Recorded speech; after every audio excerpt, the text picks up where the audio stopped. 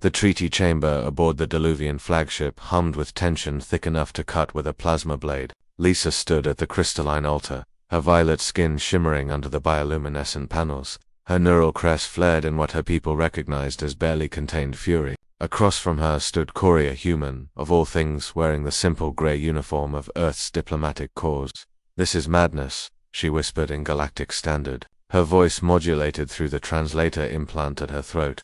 Corey's brown eyes met hers with an unsettling calm. "War is madness, Ambassador. This is just unusual." The Diluvian-human conflict had raged for 3 years across 17 star systems. What began as a mining dispute over the helium-3 rich moons of Kepler 442 had escalated into full-scale warfare. The Diluvian Empire, spanning 400 worlds, had expected to crush the upstart humans within months. Instead, Earth's forces had fought them to a brutal stalemate.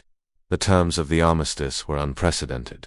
A political marriage between their species to symbolize lasting peace. Lisa, daughter of the Diluvian High Council's most decorated admiral, was chosen for her strategic mind and diplomatic acumen. Corey was Earth's offering, a name pulled from some database, a face she'd seen only in holographic briefings. What Lisa didn't know, what no Diluvian knew, was that humanity kept secrets. The ceremony concluded with biological sealinga, technological exchange of genetic markers that would bind their life signs together, making assassination of one an automatic death sentence for the other. Ancient Diluvian tradition, now weaponized for peace. Lisa felt the nanites enter her bloodstream and shuddered.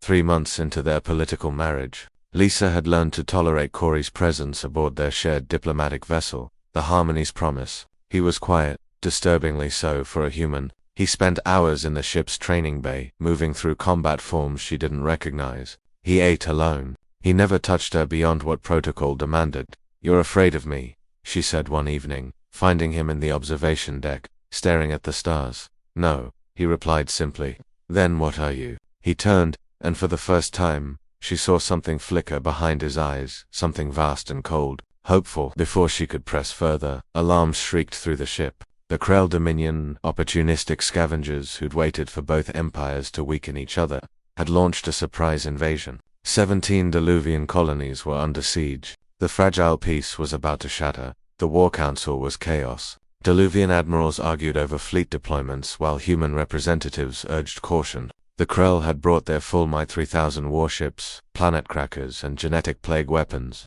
"We need 6 months to mobilize a response," Admiral Vex, Lisa's father, announced grimly. "The colonies won't last 6 weeks. "I can handle this," Corey said quietly from his corner.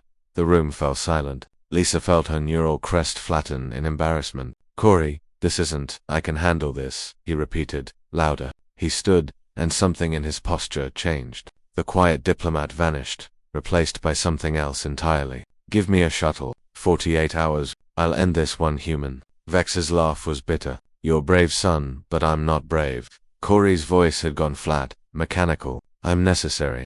Lisa saw her father's confusion mirror her own. "What are you talking about?" Corey looked at her, and she saw genuine regret in his eyes. "Lisa, I'm sorry you have to learn this way. Earth's diplomatic corps doesn't select random citizens for treaty marriages." He paused. "They sent revenants." The word meant nothing to her, but the human representatives had gone pale.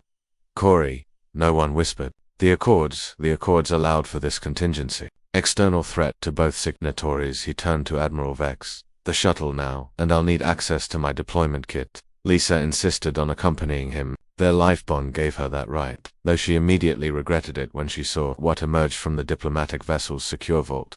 The armor was midnight black, covered in symbols that seemed to shift when she looked directly at them. Neural interfaces sprouted from the collar like mechanical tentacles, and the weapon, if it could be called that, resembled a collapsed star forge, pulsing with barely contained gravitational distortions. "What are you?" she asked again, horrified.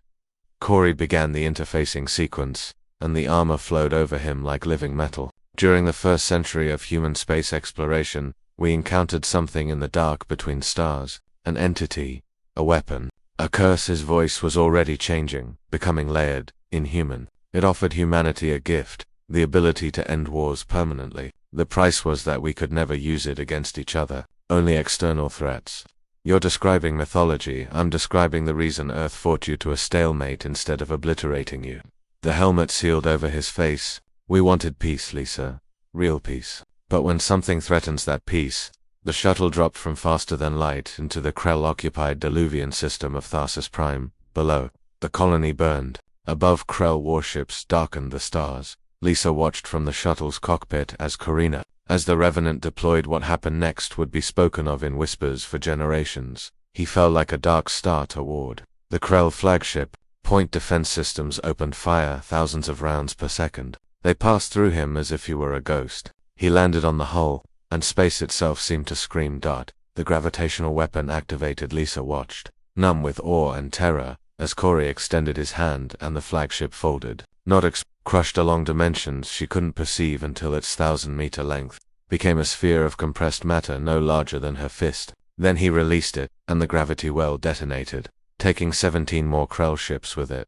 He moved through the fleet like a nightmare made manifest. Where he touched, matter unraveled. Where he pointed, space-time fractured. The Krell tried everything: antimatter missiles, quantum disruptors, even attempting to ram him with dreadnoughts. Nothing worked. In 42 minutes, 3,000 Krell warships became debris and elementary particles. When Corey returned to the shuttle, the armor retreating back into storage mode, Lisa couldn't speak. He sat across from her, looking young and tired and utterly human again.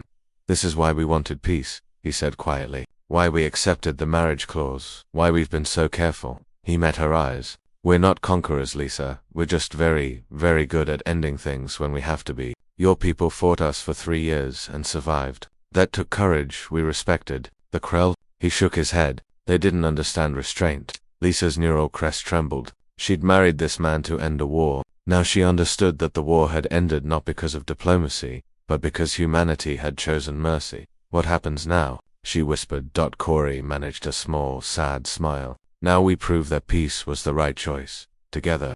As the shuttle jumped back to faster than, carrying them toward a future neither had chosen but both now shared. Lisa looked at her husband and wondered which was more terrifying, what he'd done to their enemies, or the fact that he'd been willing to do it to save her people. Perhaps, she thought, peace truly was madness, but it was a madness worth preserving.